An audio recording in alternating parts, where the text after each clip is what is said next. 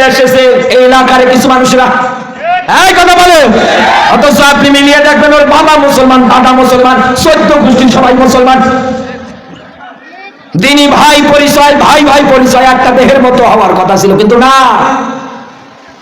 কেমন করে এই দুনিয়ার ময়দানে বিপদে ফেলানো যায়, কষ্ট দেওয়া যায়, এই চিন্তা ভাবনার নিয়ে পড়ে আছে দুনিয়ায় যারা এই ক্যাটাগরি অন্তরে লালন পালন করে। আমি আপনাকে একটা মাত্র আয়াত দিয়ে শুধু ব্যাখ্যা দিচ্ছি। আল্লাহ পাক বলেন, ইন্নাল্লাযীনা ফাতানুল মুমিনিনা ওয়াল মুমিনাত, আল্লাহু আকবার। ইন্না মানে নিশ্চয়, আল্লাহ দিয়ে অতঃপর যারা ফাতানু বিপদে ফেলাবে, কষ্ট দেবে। কাদেরকে বিপদে ফেলাবে, কাদেরকে কষ্ট দেবে দুনিয়ার ময়দানে? আল্লাহর ব্যাখ্যা মুমিন শব্দটা পুরুষবাচক, 2 নম্বরে আল্লাহর ব্যাখ্যা মুমিনাত, এটা স্ত্রীবাচক।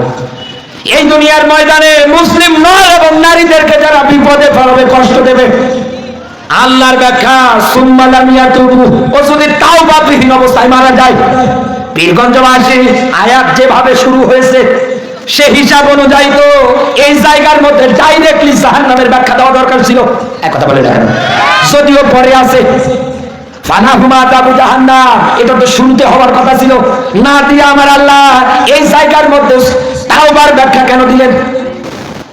সব মুফাসসিরেরা আয়াতের সঙ্গে একমত, এই দুনিয়ার ময়দানে হক 2 প্রকার। 1 নম্বরে হকুল্লাহ, কার হক? সবাইকে বলো। এই দুনিয়ায় আল্লাহর হক, নামাজ, রোজা, হজ, যাকাত, ভালো যত কাজ আছে হকগুলো কার? দিয়েছে কে? এই লোকটাকে আল্লাহ কিয়ামতের ময়দানে সামনে দাঁড় করিয়ে দিয়ে ডাক দিয়ে যদি বলে, আমার বান্দা তোকে আমি মাফ করে দিলাম, আল্লাহর কারো কাছে কৈফিয়ত দেওয়া লাগবে? কারো কাছে জবাবদিহিতা হওয়া লাগবে? পুরো জেলার, পুরো এলাকার মানুষগুলো কেউ শুধু আল্লাহ মাফ করে দেয়, এক ঘোষণা যদি আল্লাহ কিয়ামতে দেয়, আল্লাহর কারো কাছে জবাবদিহি দেওয়া লাগবে না, কারো কাছে কৈফিয়ত দেওয়া লাগছে না। এ ব্যাপারে আমি আপনাকে একটা মাত্র আয়াত বলছি, একটু কান খাড়া করে। সূরা ইনফিতরের একেবারে শেষের আয়াত, 82 নম্বর সূরা 30 নম্বর পারায় পাবেন এটা আপনি।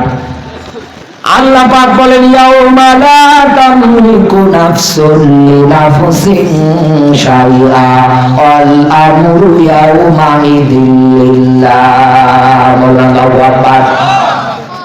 আল্লাহ পাক বলেন, কিয়ামতের ময়দান এমন একটা ময়দান, যেই ময়দানের মধ্যে কারো কোনো পাওয়ারগিরি, নেতাগিরি, সামচাগিরি কিছু চলবে না।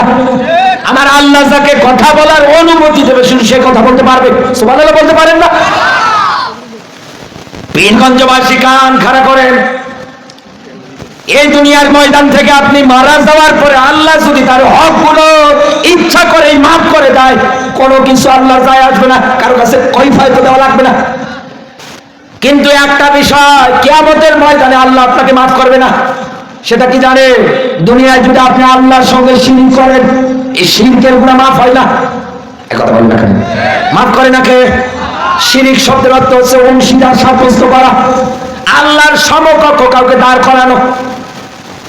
এই দুনিয়ার ময়দানে আপনি মিলিয়ে দেখেন, অনেক মানুষ জবান দিয়ে ঘোষণা দেয় সকল ক্ষমতার উৎস জনগণ, এ ঘোষণা দেয় না, এ ঘোষণা দেয় না। অথচ আল্লাহর ব্যাখ্যা ওহুয়া আলা কুল্লি শাইইন কাদির, সব ক্ষমতার দিক থেকে সর্বশক্তিমান একজন, তিনি কে? আরো জোরে বলেন, আপনি কেমন ক্ষমতার অধিকারী? আপনার যদি কয়েকবার পাতলা পায়খানা হয়, আপনি যে বাথরুমে যান, শেষে তো বউকে মা ডাকেন, দিশা পাচ্ছেন, আপনি কি করবেন? আপনি একাধারে ঘোষণা দেন সব ক্ষমতা আর জনগণ, ঝড় হবে সমুদ্রে, ও বলে 300 সেনার রেডি আছে। আসবে করোনা, বলে সমস্যা নেই, আমরা প্রস্তুত আছি মোকাবিলা করার জন্য। তাম দুনিয়ার মানুষ মিলে কি আল্লাহর গজব আটকাতে পারে? পারবে? বলে আমরা সর্বশক্তিমান এই দুনিয়ার ময়দানে। তাহলে তো আপনি আল্লাহর ক্ষমতা আছে এটা আপনি বিশ্বাসই করেন না, আপনি নিজেকে নিজে অনেক বড় মনে করেন। ইবাদত বন্দেগীর ক্ষেত্রে এই দুনিয়ার ময়দানে আপনি যদি এইগুলোতে মনে করেন, তাহলে দুনিয়ায় আপনি আল্লাহর সঙ্গে শিরক করেন, আর এই শিরকের গুনাহ মাফ হয় না। তার ব্যাখ্যা সূরা নিসা 48 নম্বর আয়াত। এই গুনাহ আল্লাহ মাফ করবে না, এবার দিয়ে অন্য কোন যদি করেন, আল্লাহ কিয়ামতে ইচ্ছা করলে মাফ করে দেবে।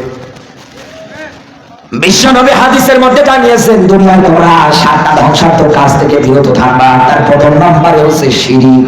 এই শিরকের মতো গুনাহ যেন না হয়। এরকম হাজার ব্যাখ্যা আছে। আমার আলোচনার যেহেতু অধিকে না, আমি শুধু আপনাকে বোঝানোর জন্য বলছি। কারণ এই দেশে আজ হাজারো মানুষ নিজের মা বাবাকে ভাত দেয় না, ও ভাত দিচ্ছে আগলা বাবা পাগলা বাবারে। এই কথা বলো, নিজের মা বাবা না খেয়ে মারা যায়, করতে রাখে গরু নিয়ে যাচ্ছে 18 ভণ্ডামি জায়গা পান না আপনি এই দুনিয়ার ময়দানে। আপনি যার কাছে দৌড়াচ্ছেন চিন্তা ভাবনা করেন তো কিয়ামতে ও আপনাকে বাঁচাবে বা কেমন করে। নবীজির উপরে আল্লাহ যখন আয়াত দিয়েছিলেন ও আনহুর আশিরাতাকাল আকরাবিন, সূরা শুআরা 214 নম্বর আয়াত।